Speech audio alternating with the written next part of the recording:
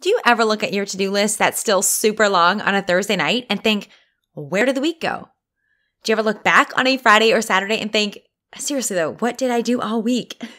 Do you ever look at your important to-dos and realize they've been sitting on your list for weeks and you have no idea when you're actually going to have time to get them done? No, but really, what did you do all week? If you've ever experienced that feeling, wondering where your week went, if you still find yourself having a massive to-do list on a Thursday and a Friday, and you feel like you don't have time for the important things, even though you know that they're going to make you happier or will help you move the needle in your career, or the things that actually have to happen, and you can't figure out when, well, don't worry, you're not alone. And even better, you're not resigned to having to live your life like this. Listen up, my friend. Today, what we're talking about, this can change all of it for you. In fact, this one habit has created more success in my life than any other. No, I'm not talking about waking up at 4 a.m. or drinking green juice or even exercise or meditation, although I'm sure those are all good things in moderation. I'm talking about a small habit that makes a massive impact and has a ripple effect in all aspects of your life. And you can try it this week anytime. The habit? It's weekly planning. Maybe you've heard others talk about it, and heck, if you've ever listened to me or worked with me, you've definitely heard me talk about it, and I probably even made you incorporate it into your weeks. But just because you've heard about it, or even if you've tried it, doesn't mean it's going well. I've been planning my weeks for 10 years now, and I've made all the mistakes. I figured out some great tips and tricks that have made it easier for me, and I want to share those with you today. If you've ever wondered how to actually plan your week for success, listen up.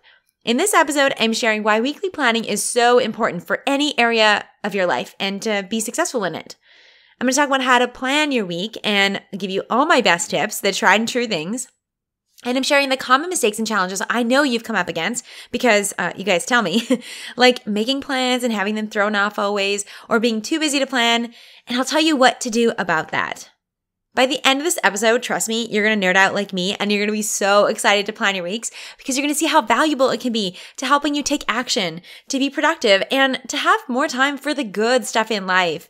The things that move you forward, the things that make life, like snuggles and yoga classes, vacations, whatever that is for you.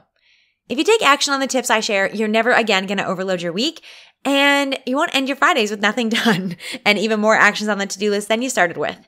Instead, you'll hit and slide into Thursday and Friday with momentum, feeling proud of what you've achieved and ready to rest, knowing you've accomplished what you set out to.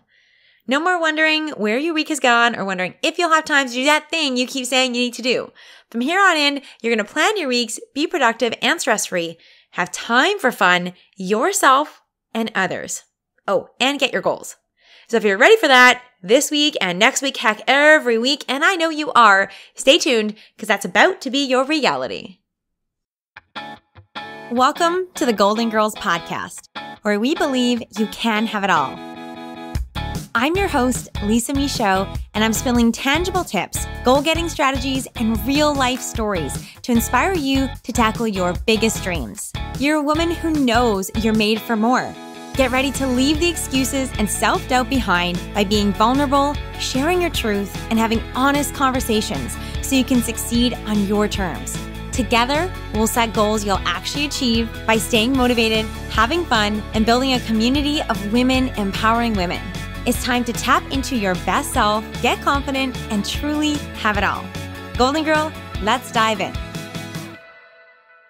Well, hello there, Goalden Girl. Thank you so much for joining for a special episode on one of my favorite topics, weekly planning. If you know me, you know that I never stop talking about this. I am the biggest nerd about weekly planning, and frankly, I'm shocked it took me until episode number 39 to actually talk about this and dedicate an entire episode for it. But I promise it's been worth the wait, and I will make it worth your while. First, let's start this episode with a shout out to A. Bardai from Canada. I believe this is Almira. So here's what Almira says. She says, my go-to podcast. Love listening to this podcast. Lisa has really interesting guests, and I'm particularly loving her real estate and money podcast. Some huge insights and aha moments in them for me.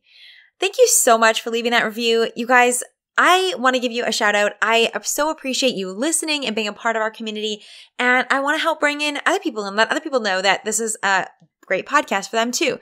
So if you could please take a moment, leave a written review, especially if you're on Apple, or share this with a friend, it would make all the difference in the world. So thank you so much to Almira for listening. I'm so glad that you're loving the real estate and money topics. There's more to come for you.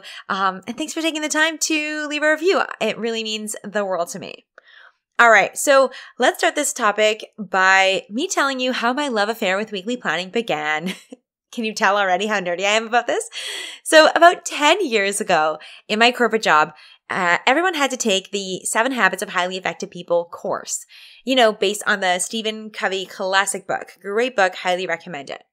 Well, I did the course and learned a lot, but the biggest thing I started doing right away and have been super consistent on ever since is weekly planning. This one habit, like planning my weeks, has allowed me to do pretty much everything I've done over the last decade. This is kind of embarrassing, but I feel open with you, so I will share. I started with really small goals. Literally, my first goal was to shampoo my hair every 2 days instead of every day. And then I decided to increase it to 3. And then, then I wanted to go 4. You can see I was a big dreamer then too. And I'm not even going to tell you how long I go without shampooing my hair now. We don't need to talk about that. But that's where I started. Since then, getting back into reading after university burned me completely out of it. That happened because of weekly planning. I've trained and ran 7 half marathons. I've traveled to 34 countries and still counting when we're able to travel again. I've grown our real estate empire from having, first of all, no real estate to 1 door and now 22 doors and still expanding.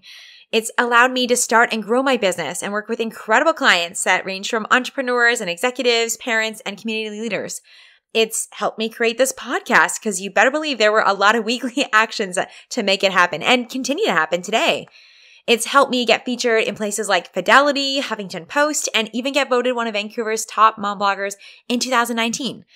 I credit it with being one of the reasons why we were able to become multimillionaires before we turned 30. And this is probably the biggest win is that I feel like I show up happy and intentional, not perfectly, but most days of my life. I really think I'm one of the most happy, positive people I know. And my relationships and my ability to be a great mother and to be good for myself, those don't just happen by accident. It's because I take time to proactively plan for it and intentionally be it. Now, I share all these things not to say, hey guys, look what I've done. I'm perfect. I'm the first one to tell you that I'm not. But what I want to say is that the biggest thread that's been consistent among all these goals, whether they're big or small or business or financial or personal or hair, is that they all have come true because I took action. Weekly planning is the biggest thing that's encouraged me and enabled me to, first of all, keep in the front of my mind what my goal is and then take action consistently. Now, if you're not sold yet, my whole goal around being able to not wash my hair every day didn't turn you, maybe this will. This is why I believe and why weekly planning is so important for your success. The number one thing and the biggest thing is that it helps you align your priorities.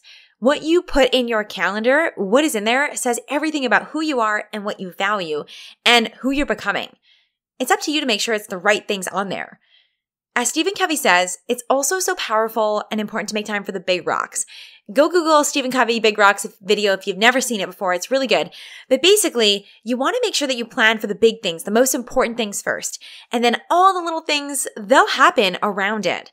So the little things are, there's someone interrupting you in the middle of your workday, the phone calls, the social media, doing laundry here and there. Those are the little things, and they can happen around the bigger things, the things that are important, whether it's quality time with your family, whether it's having time to write for your blog, whether it is having time to build your website or work on the art that you want to do or take the exercise classes or run and train for the half marathon, whatever that is, those are your big rocks, whatever your priority is. And if you plan those first, all the little things will find their way around there. But if you start with just filling your day with all the little things, this is true because it's happened to you. It happens to me some days too. Not perfect on this. But if we're not intentional about those big things, the little things will take over the day and we won't get the big things that actually matter done. Weekly planning, I find too, is a really powerful way to keep your goals in front of your mind. So often we set them and forget them. When you're sitting down every week and looking at your goals, it's right there. You can't forget it. It also allows you to be proactive. And one of the most powerful things is that it helps you figure out where potential hiccups might come up. What might happen and what might go wrong, and how can you get ahead of it? And also make bookings for what's important, whether it's walks with friends or date nights or babysitters or spin class, massages, grocery, meal delivery, whatever it is. You can also plan your meetings or appointments that matter. And of course, if you do this all at once, it's an efficient way to, quote, batch your planning. And you guys know I like batching. Episode 9 of Goalden Girls Podcast, 7, 8, 9, all about time management. Batching is one of the things I talk about. So if you are convinced, and I hope that you are because you're still here with me, let's talk about how to actually do this. And this is a process and tips that I've learned over literally the last decade. So I'm going to boil it down for you to help make it easy. Now, first, you've got to find a system or a format that works for you. It might be using paper or it might be using a digital calendar. Everyone has their own thing. I personally really like paper. Now, if you haven't heard yet, our 100-Day Goal Getter Planner and Journal is officially out now, and obviously it features weekly planning. You'll see it in there every single week, and this is what I use. I built this planner off of the framework that I use, that my clients use, what I've used in the last 4 years as a goals coach, and I highly recommend it. So, shameless plug right in here, go and get one. There's a link in the show notes for you, or go to lisamishow.com/planners and you can grab yours too. So highly recommend it. If you're not ready to commit and you just want to test this out, that's okay. I mean, you can do this on a piece of paper if you want to. It doesn't have to be fancy. You can do it in like an email draft, or you can even go get a free planner that I have for you guys at lisamishow.com/week. It'll give you a weekly planner, and you can either print it out or use the fillable PDF version. Personally, I like things on paper. So again, batch it. If you're going to print out the weekly planner, print 10 or more so you don't have to do extra work every week. The easier you can make it to do the important things, the better. So then what you're going to do is, after you picked, a system or a format, or maybe grab the planner, then what you're going to do is set aside 20 to 30 minutes each week at the same time to plan the next week. Friday afternoons are really good for this. Sunday evenings are really good, or even Monday mornings. And that's when you want to sit down and actually do your weekly planning. When I sit down to do my planning, I've learned this over time, I always start with celebration and reflection. And I've did this because otherwise, this became a bit of an exercise in just moving my crappy to-dos onto the next week, and it felt like an energy draining thing, and I wanted to change that up. So what I encourage you to do instead is to use this time to review your progress over the last week and get excited and proud. So often we are guilty of not celebrating and not recognizing of how far we're coming. We only look at the big milestones and not celebrate all the steps that it took to get there. And then we hit the big milestone and then we still never really celebrate. And I know some of you guys are nodding your head like, you know me, and I do know you. I see you. So what I want you to do is to say, what am I most proud of in the last week? What are you most proud of that you did? What is it that you achieved last week or moved ahead on? And it could be big or small. Heck, sometimes taking a break is a big accomplishment, right? So I want you to first get in the energy of fun and celebration first, no matter how big or small. Then what you can do is move ahead and plan the week ahead. But first, come from this place of recognizing that you made progress, that you're doing great things, and from that sense of pride and energy. That's going to set you up for success. So after you have identified what you're proud of and reviewed your progress, then I want you to look at and reflect and say, what are a few good things that happened to me last week? What is a decision I could have made last week that would have made things easier for me? You can, come up with your own questions here if you want to. Again, these are things that I asked myself that I've kind of tweaked over time. And of course, these things, I've put them into my 100-Day Goal Getter Planner because they're the things that help me, and I think they'll help you too. But you can reflect on whatever's important to you, what were your favorite moments over the last week? What are you grateful for? All of these kinds of things. It's a chance to look back and ground yourself in what is. So once you've done that, you've celebrated, you've reflected, then it is time to plan your next week. And this is where the number one thing I say, and you heard me say this before, is I look at my goal. I'm always focusing on one big goal at a time. And I ask myself, what steps will I take this week towards that goal? That is one of the biggest things. Now, you might be wondering, and this is a question that often comes up, is like, well, what about the other things? Like, where do the dentist appointments or my other goals or health or sleep or family? Where does that fit in? All right. You guys know I'm an advocate for trying to create change one thing at a time, one goal at a time, because we can't do all the things. That's one of the biggest mistakes people make, and I've made it too. Here's a little caveat though. Depending on your capacity, and only you know this, you may be able to do 2 or 3 things at once. And for some things are not necessarily like mutually exclusive. For example, maybe you can also commit to eating 5 salads this week while you're also training for your half marathon. And in fact, those two things actually complement each other. Maybe you can still make progress on the community initiative that you're working on, and you can still take 15 minutes a day to read. So this is where, you're your own best expert. Trust yourself. If you're listening to this and you're like, oh, I always have too many things, I never get the things done that I say I want to do, then my friend, break it down, go boil it down to one thing that's important. If you're feeling like you have some capacity, you're in that space of life, that's okay. Maybe you can try and do 2 things, and that's all right there too. Now, what I'm just saying there is that it is possible to have some smaller goals too. But what I'd like to do instead, and what I find, I think for myself, I'm an overachieving, people-pleasing perfectionist who likes to do all of the things. And that's why you guys listen to me, because I help you to figure those things out, because I know a lot of you struggle with it too. So what I like to do instead of setting multiple goals is I set intentions. And if those are things that I'm already doing that I just want to continue to do or to make small improvements with. I personally have 2 of these for myself, and I review them weekly. So my first one's about my family and the second one's about me. So I'll share them with you in case you're interested. The first one is I'm living an incredible life in an exceptional marriage. I'm the happiest and most present wife and mama I can be. My second one is I am stepping into the woman I'm meant to be and the impact I'm meant to have. I am my best self. I'm healthy, thriving, and inspired. I am energized as I grow and expand. So what I do with those 2 is I read them, I feel them, and then I ask myself, what am I going to do this week to be this person, to be the happiest and most present wife and mom I can be, to step into the woman I'm meant to be and to feel energized. This doesn't make it one more to do, but it reminds me to focus on that and to take action and to be intentional about who I'm becoming. So that's where I feel like intentions, I differentiate them between goals. Goals is something I'm like actively trying to improve and get better at, and intentions are something that I'm already doing it. This is just helping me pay attention to it and maybe make little tweaks to it. So you maybe heard me say before, like I do believe goals are intentions, but for the purpose of this weekly planning, and you'll see it in our 100-day goal getter planner, I differentiated these 2 things, and I've included actually my second intention in there because it's so fundamental to everything that you do. That you feel good, that you are healthy and thriving and energized. That's a foundation. It's a foundation for me. It's a foundation for you. The reason why I included it, I include it for me, I'm sharing it with you, I have it in our planner, is I think for women, this is one of our biggest downfalls.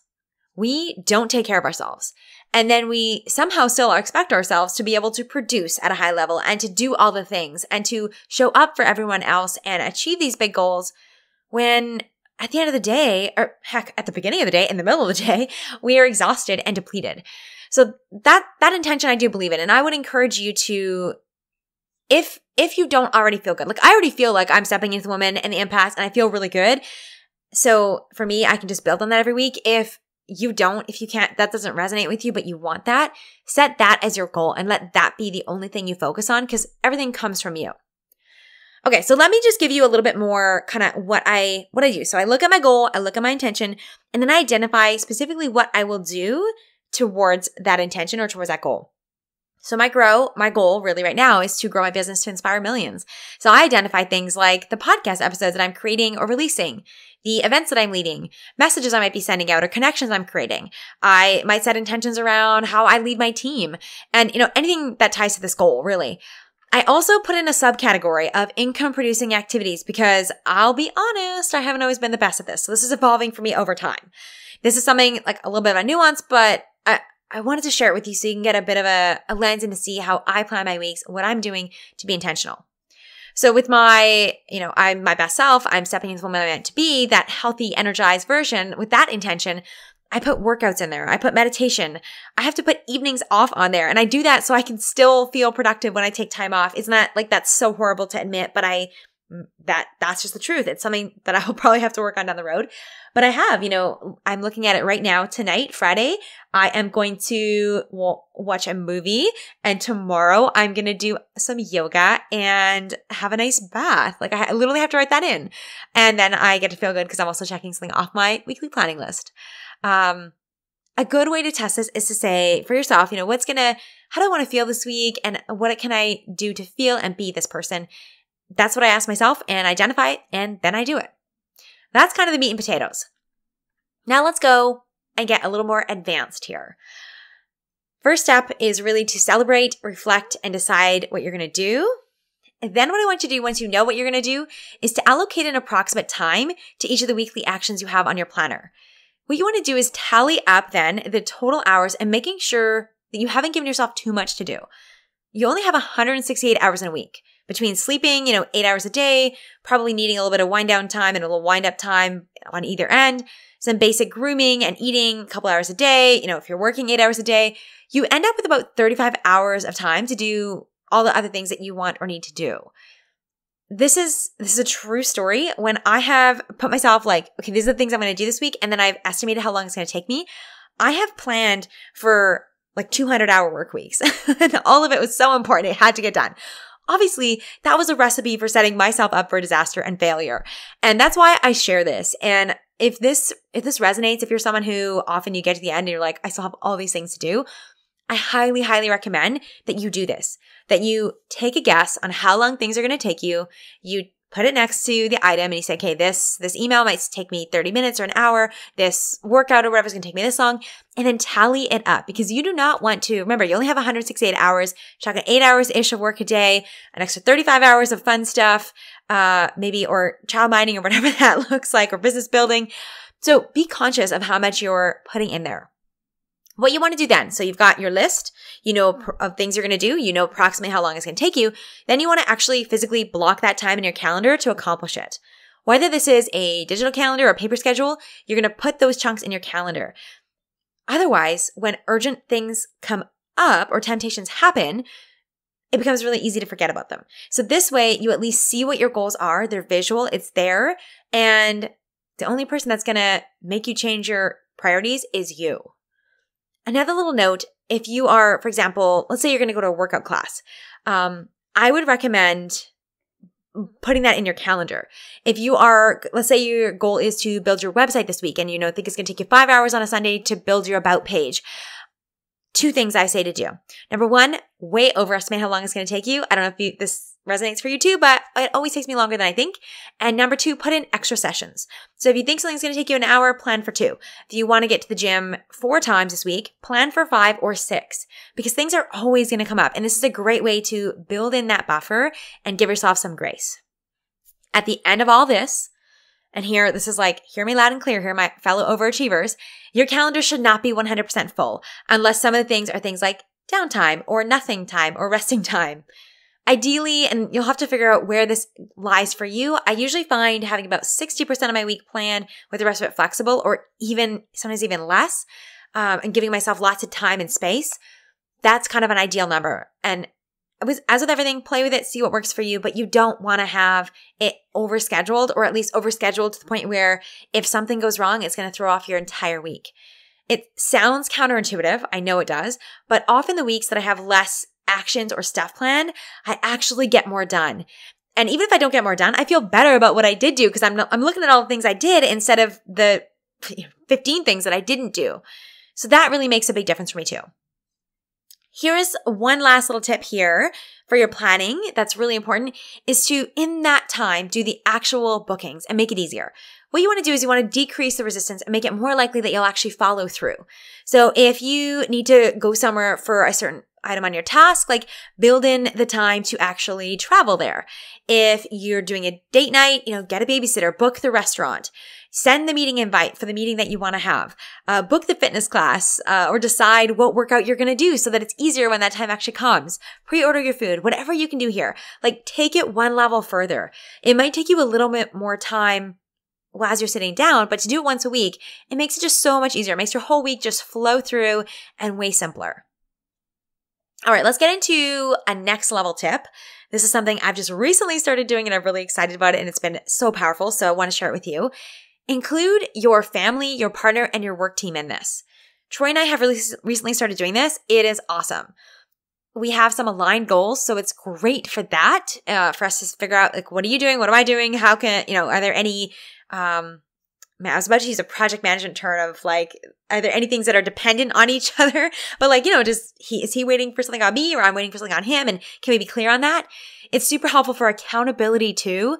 And honestly, the biggest thing is that it's great for communication and clarifying expectations. What we found is that some of our arguments that we would have or frustrations or fights that we'd have that would happen midweek, it was often around who was doing what we're eating, who's looking after Sonoma. And it didn't stem from us like not wanting to be good parents or not wanting to be good partners or not supporting the other person's goals or anything like that. But it was because we didn't expect to have to go out and get the food or pick up the kid or look at or any of those things. So now what we do is we open up our calendars. We always start with like, how do you want to feel this week? What's going on? Like some weeks we need more rest or more spaciousness. Some weeks we're feeling great. We got to get things done. So we start there. We commit to what we are going to do and what actions we're going to take. And together we review our calendar. We anticipate any roadblocks. We talk about things like, okay, who's picking her up here? Or, just a heads up, I have this dinner that's happening then, or I want to go to this workout class. Can you watch her? We're just super open about that. And I ask Troy at the same time, I'm like, what do you need? Like, do you want to have a morning off? Well, then I'll go and plan to take Sonoma to the park or do something like that. So it's really about communicating. And this took us 9 years to get here in our marriage, like a long time. I think at the very least, if you don't have the actual sit downs, make sure you're communicating. Who's doing pickups? With your boss, let your boss know if you're leaving early. Let your team know if there's a particularly busy day that you're going to need their support with. Let your family know if there's a busy day that you need them to have a little more grace with you. Most challenges come from mismanaged expectations or misinterpretations. When you're proactive about this at the start of the week, it makes everything run smoother and it avoids these, honestly, completely avoidable arguments and frustrations that come up. So those are the best tips and how to actually plan your week. Now let's talk about some of the common challenges that I know you probably have and what to do instead. And I want to say thank you to all of you who message me your questions and challenges because I love to create content that answers and helps you out. So keep doing it. If you ever have questions or thoughts, let me know. This is what I'm here for and I love doing this. All right. So one of the questions that came up was, what do you do when meetings and surprises pop up? Like you make a plan and then it changes or life happens. This is why I always say to add in buffer time because things are going to come up. If your basement floods, you're going to have to stop building your website so you can go stop that leak. So that's the tactical answer. Build in buffer time. Like I said, plan around 60% of your week so there's space for the surprises and you get the important stuff done. Overestimate how long it's going to take you to do that. That will really help you. Now, I also love going deeper than just strategies. So I'm going to go deeper on 2 levels here. Pay attention to the patterns. If this is something that is consistently happening for you, and it's happened to me, so I'm not saying this to judge, but there's often patterns, and this is something for you to look into and to change. Maybe what you do for the next couple weeks is start a note on your phone or maybe next to your desk and make a note of all the, quote, surprise meetings or the pop-ups or the things that come up and that they're urgent and they throw you off. And then pay attention and notice what the trends are. What is it? Is it always your boss coming in with last-minute requests? Is it your kids interrupting when you're working from home? Is it team members coming to you or clients or what is it? Because when you know what the pattern is, then you can see what to do about it. Maybe it is setting better boundaries. Maybe it's having morning team meetings or with your boss so you can get the expectations outlined. Or maybe it's creating a closed door policy. Maybe there's stuff that needs to be delegated or outsourced or responsibilities to reassign. But if you don't actually look at what it is that's getting in your way, you don't know how to solve it. Now let's go even deeper. Are you ready? This is the deeper pattern. Ask yourself and check in because this is something that I've learned. Are you always saying yes? Are you always coming to the rescue of other people? And what are you getting from this? This is something for me as a people pleaser. Here's some questions that I will share that were big ahas for me. Do you feel good when you're being validated? Do you like the validation or the credit that you get from being, quote, always available and always willing to help? This is a pattern I notice in myself for people pleasing. I say a lot of yeses. I always offered to help. And then I would always blame it that, things came up. And when I actually got deeper, I realized that this was my pattern, that my pattern was that I always offered to help. I wanted to please. I wanted to be nice and be the good girl and be really well liked. And that was actually getting in my way. And it's something that I'm continuing to work through, but it's getting in the way of the things that are important to me and that matter to me. So that's what I want to say. First, start with the tactical, build in the buffer time. Also, notice the patterns. Some can be resolved with better communication, better boundaries, or reassigning or redelegating. And then look deeper. What is causing your pattern of things always coming up?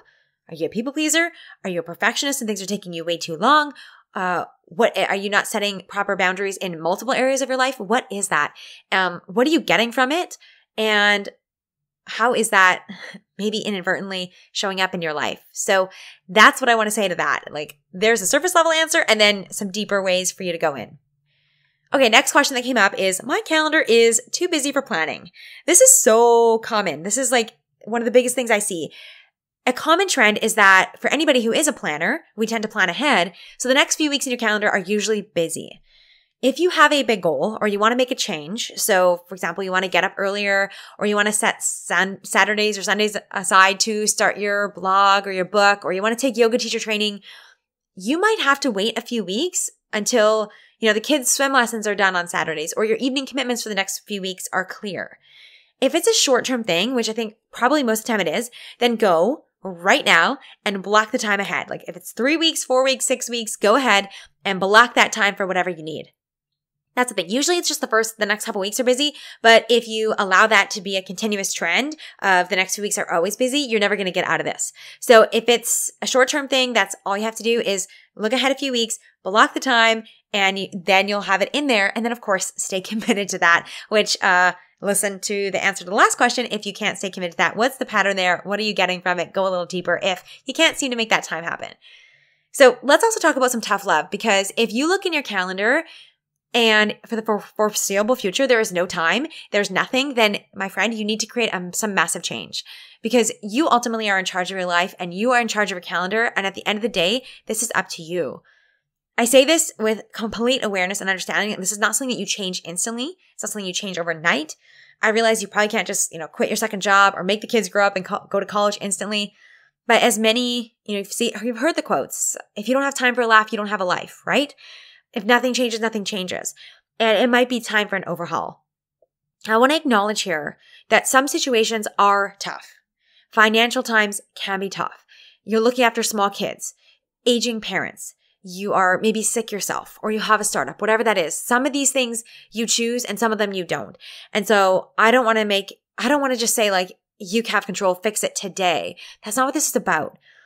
But at the end of the day, if you stay stuck here, if you say, and if you believe, and if your life is always too busy, then you'll always be too busy.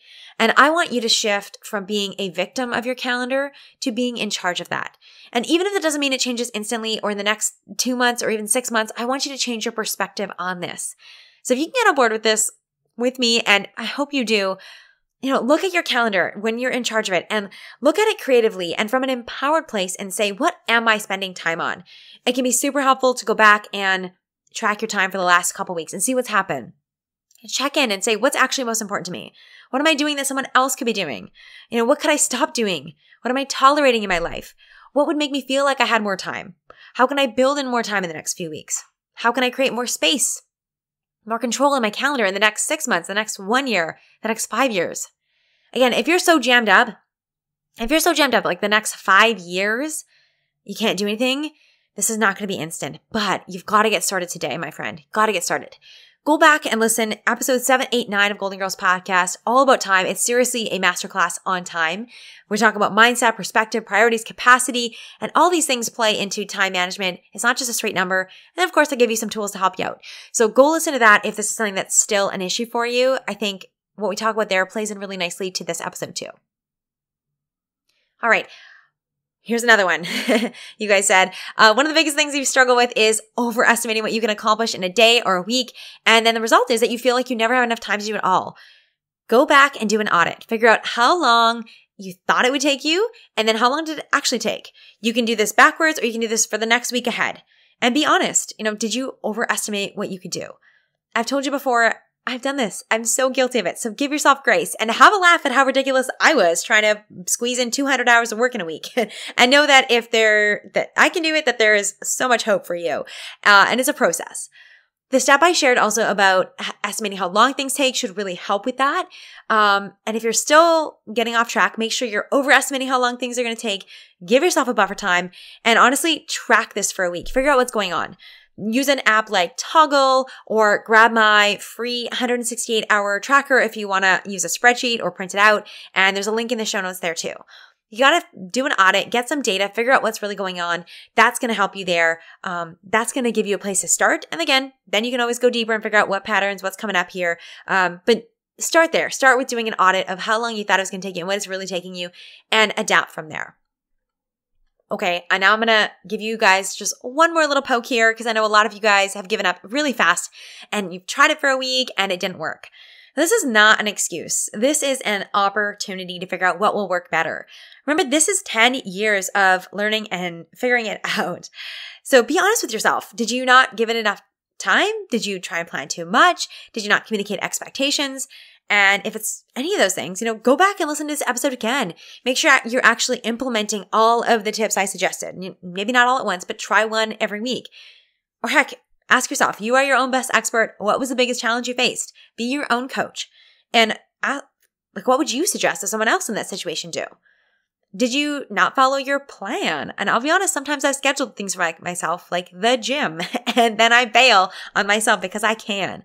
It's not about, instead of resigning myself to the fact that, I just can never go to the gym, I can't keep a commitment to myself, I found ways to work with it. Like I've scheduled it with a friend or book a class so I actually show up. Basically, what I want to say is don't quit if it doesn't work perfectly the first time. It's just like anything else in life. You have to experiment and play and evolve and be curious about what's not working. Don't make it that you're not good enough or you can't figure it out or this isn't for you. Be creative and try again. Try something new. Try something different. Remember, this is a process and these tips have taken me 10 years and a lot of trial and error, a lot of working with clients to figure this out. And now you're 10 years ahead of me, literally. So don't waste that 10-year advantage on quitting, my friend. You got this. So now you know why weekly planning is so important for your success in any arena and every area of your life. You know how to actually plan your week. I'm giving you all my best tips here, even some advanced ones. And you know the common mistakes that come up and what to do about it. You know what to do if things come up and you know how to take back control of your calendar in the short term and long term. You're going to audit if things are taking you too long and figure out what's happening. And you are not going to quit. Goalden Girls, I hope that as nerdy as this sounds, that you are excited to plan your week because you see how valuable it can be to helping you take action, to be productive and have more time for the good stuff in life, the things that are really joyful for you, the things that move you forward, like good movies or walks or whatever it is that you love to do. And now it's your turn. I want you to take action on the tips that I share. I don't want you to overload your week and end up your Friday again with nothing done and even more actions on your to-do list and all that guilt that comes with that. And I know you don't want that either. If you haven't already, go grab my free weekly planner. And of course, obviously, I'm going to say this again, even better, go grab my whole 100-day goal setting methodology and my weekly planning, which is all put into the brand new 100-day goal getter planner and journal, now available on Amazon. So this is for you. This is been built for you if you sometimes struggle to stay focused, if you end up with too many to-dos and you've ever gotten stuck on your goal setting journey, this is here to help you move through it. There's a couple things that make this planner unique. Number one, it combines in a really unique way the big picture of, the important things in life, but also helps you take action on it. And that's important. I believe in the dreaming and also you got to take action and keep moving. It's also a really nice blend of the left brain and right brain or the woo and the do. There's some visualization exercises and we talk about feelings and emotions and also we get things done in it. So it's a really cool blend of those two things. I also recognize that you wear a lot of hats. You're busy. And so that's why we built in the self-care aspect, that intention, because that's important. You got to feel good. And that's one of the things that really makes this planner unique is that it's not about dropping all the other things in your life for the sake of productivity or for the sake of a goal. It's about enhancing who you already are and giving you the space for the things that you also want to create. This planner is going to help you create focus on one goal and momentum. And also something that makes it unique is that it's undated because let's be real, how many half full planners do you have on your shelf or just me? And I know that there's a lot of guilt that comes from that. I was like, I wasted that planner. It's undated. So if you take a weekend off, if you take a vacation, you can come back to it. You haven't wasted your money. You haven't wasted your time. You can just keep going. So that's my pitch. That's what I want to say. I really believe in it. I want you to go grab it. Grab one for your friends. Then make a great gift for yourself, your team, your friends, your family, whoever that is. And if you're listening in 2020, this is the lowest price it will ever be because 2020, I wanted to keep it as low as I can for you guys. There's a link in the show notes, lisamishow.com/planners. I truly, truly hope that you enjoy it. Oh, get ready, guys, because whether you grab my planner or not, I hope you do because I love it and I'm really proud of it. I think it'll really help you. But also, if you just decide that you're just going to start planning your weeks on a piece of paper or in your calendar, that's great too. Or grab the free weekly planner. I'm really excited for you because I know that when you practice and consistently plan your weeks, you're going to end up with more momentum and feel proud of what you've achieved. And you're going to be ready to rest in the evenings and the weekends, knowing that you've accomplished what you've set out to do. From here on in, hear me out. Give me your pinky swear me that you are going to plan your weeks and you're going to be productive and stress-free. You're going to have time for fun and yourself and others and get your goals. If you're ready for that this week and next week and every week, come on, then grab your planner and start this week. Put the time in your calendar to plan, print out my free planner, grab your 100-day goal getting planner and get going. That's all for today. Thank you so much for listening and letting me nerd out on all things weekly planning. Thank you also for submitting your questions. It helps so much. And I hope that when you hear this, you know that I'm speaking right to you, that I so appreciate you. And I want these tips to help you out. Truly, you are the best. You're the best community I can ever ask for. I hope you have an incredible week this week and all of the ones to follow. Thank you so much for listening. If something spoke to you, send me a message by sharing this episode and tagging me on social media. If you know someone who would love to hear this episode, please share it with them too. Because I love surprises, make sure you subscribe to the Goalden Girls Podcast today. It's the only way to find out about bonus surprise episodes and make sure you don't miss a single beat on your golden journey. Thanks again for listening, and I will talk to you in the next episode of the Goalden Girls Podcast.